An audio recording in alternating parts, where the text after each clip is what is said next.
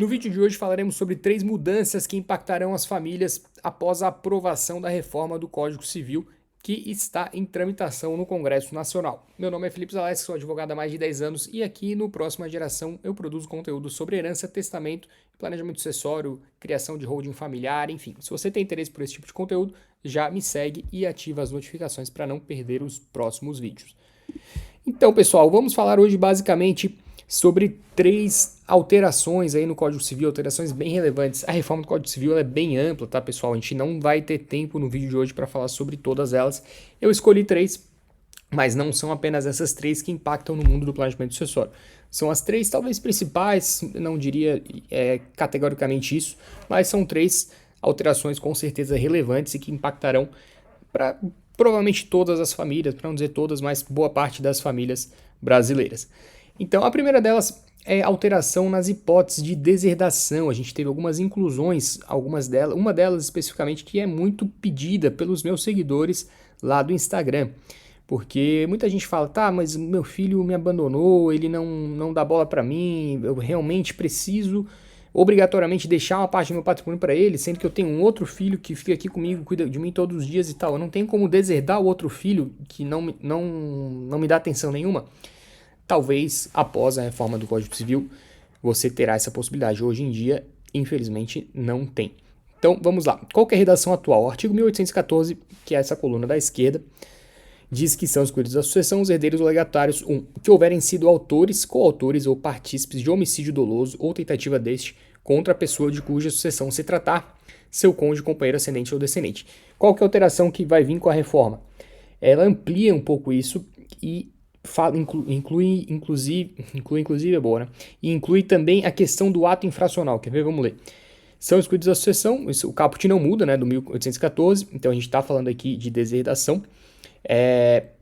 Os herdeiros ou legatários que tiverem sido autores, coautores ou partícipes de crime doloso, ato infracional ou tentativa desses contra a pessoa de cuja sucessão se tratar, seu cônjuge, convivente, ascendente ou descendente. O que tem de mudança então? A gente vê que houve uma ampliação aqui de homicídio doloso para crime doloso. Então, qualquer crime, a gente amplia isso aqui bastante, sendo que no inciso 2º da redação atual do 1814 fala ali de que são excluídos da sucessão os herdeiros legatários que houverem acusado caluniosamente em juízo o autor da herança ou incorrerem em crime contra a sua honra. Então, a gente acabou incluindo esse inciso 2º também, isso eu estou falando na hipótese de aprovação, né, da reforma. A reforma está propondo o seguinte: vamos unificar o 1 e o 2, porque a nova redação do 1 já abrange o antigo texto do inciso 2º, porque aqui amplia, né? Fala em qualquer crime doloso, não apenas homicídio. E por que a gente tem essa inclusão do ato infracional? Porque nós tivemos um caso que repercutiu bastante recentemente, faz 1 ou 2 anos, não lembro exatamente, em que um menor de idade estava alegando na justiça, no judiciário, como defesa para não ser deserdado, que ele tecnicamente não tinha cometido um homicídio contra o autor da herança, que acho que era o pai dele, não lembro agora. Então ele matou o pai, só que por não ser maior de idade, por ser menor de idade, tecnicamente, juridicamente, ele não cometeu um crime, porque quem tem menos de 18 anos não comete crime, sim, comete ato infracional. Então está dizendo que a redação do Código Civil não inclui o ato infracional.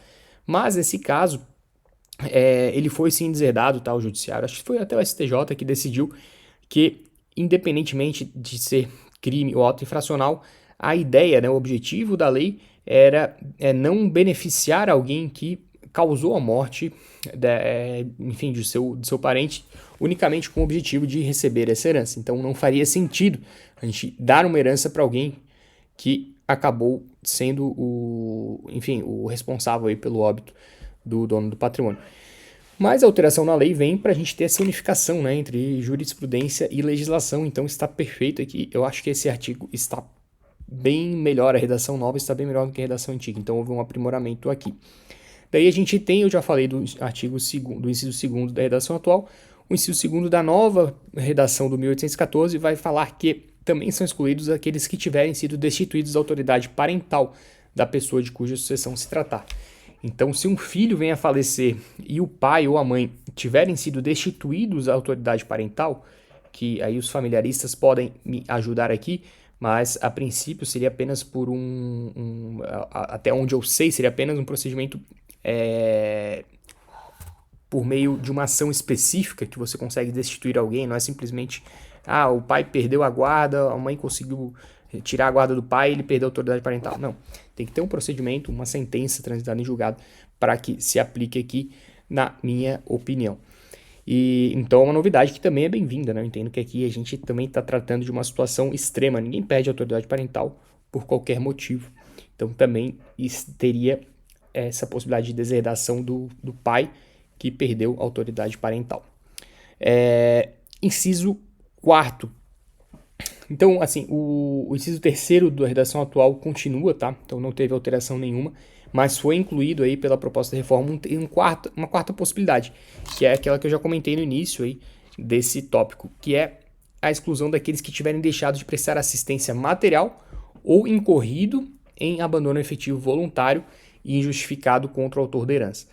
Então, é um abandono financeiro, né, ou voluntário também, material ou voluntário de alguém, do autor da herança. Aqui, é claro, a gente não fala especificamente de ascendente, né, então a gente não está excluindo os descendentes dos ascendentes, e sim todos os tipos de parentesco ali de um herdeiro para o outro, né. Então, a situação mais comum são os pais que são abandonados, né, na velhice, na terceira idade pelos filhos, mas não é especificamente quanto a isso, né? Qualquer um que seja herdeiro, que tem uma relação aí de possível beneficiário aí de uma herança, que tenha sido abandonado aí por não ter recebido a devida assistência material ou tenha sido abandonado afetivamente, pode sim deserdar. E pessoal, tem uma outra alteração bem relevante nessa situação da deserdação, porque como funciona hoje? Hoje, para alguém deserdar outra pessoa, você precisaria prever essa situação no testamento, e os herdeiros têm que entrar com uma ação para garantir a deserdação.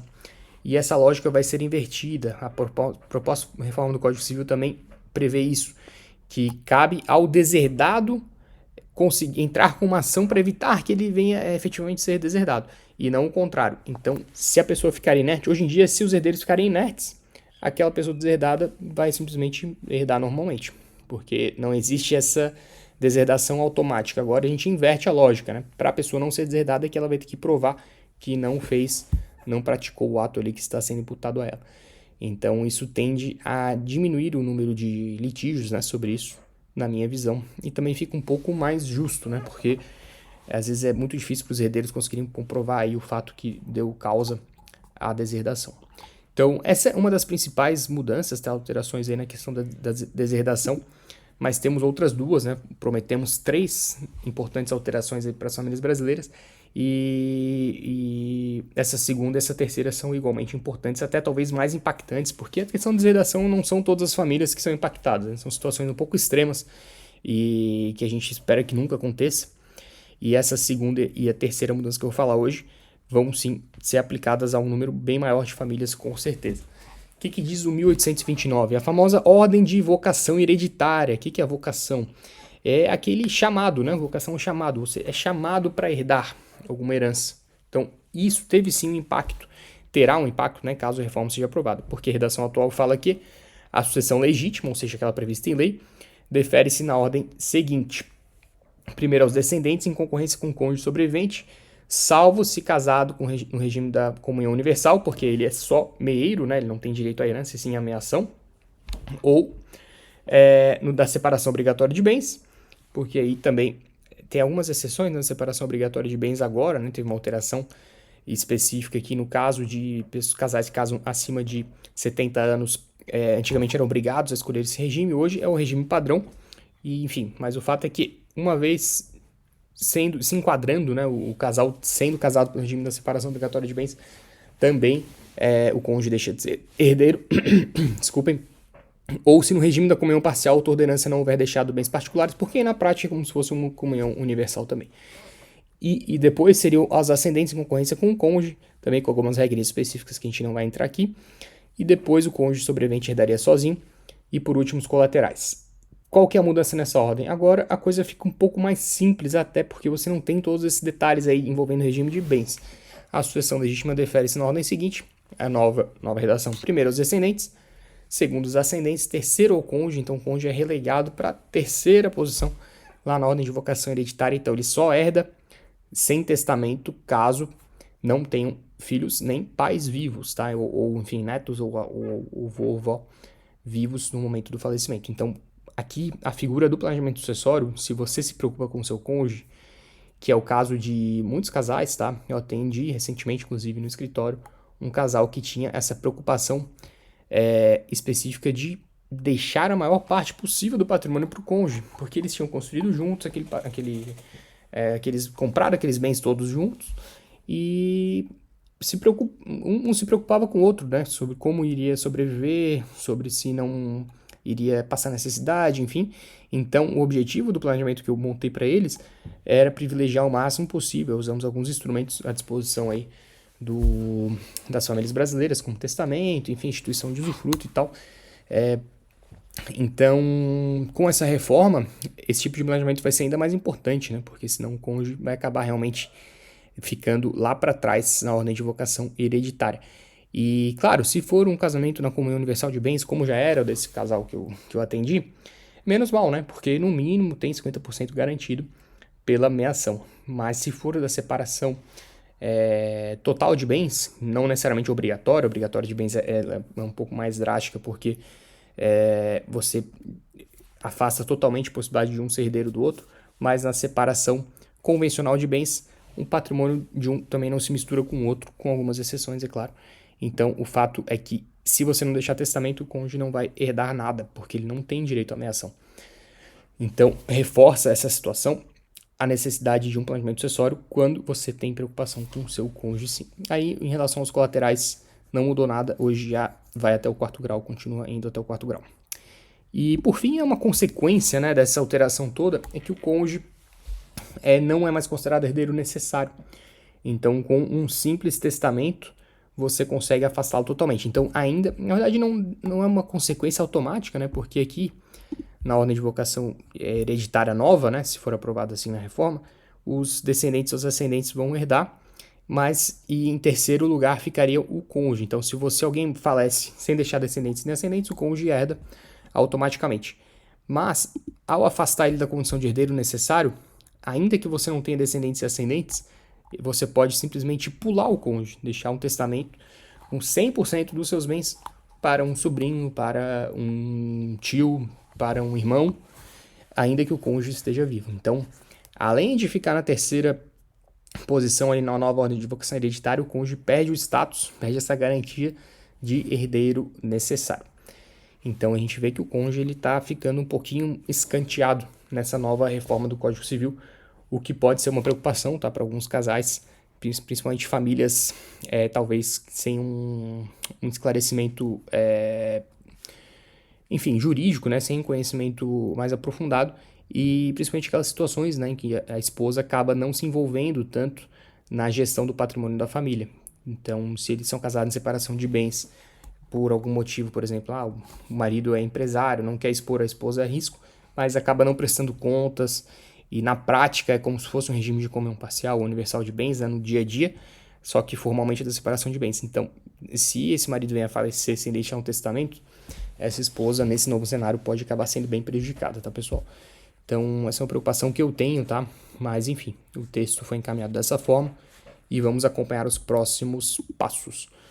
Então, para quem ainda não conhece, eu tenho um site proximageração.com, acesse lá que a gente sempre posta notícias, enfim, novas alterações legislativas, jurisprudenciais. Lembrando que a gente está em um movimento aí de reforma do Código Civil e também de reforma tributária que impacta principalmente as holdings familiares, tá? Então, se você também se interessa por esse assunto, nos acompanhe lá, acompanhe no Instagram. E, de novo, fica o convite, se você gostou desse vídeo, se tem interesse por esse tipo de conteúdo, considere se inscrever no canal aqui e ativar as notificações para não perder os próximos vídeos. Era isso, pessoal. Até a próxima.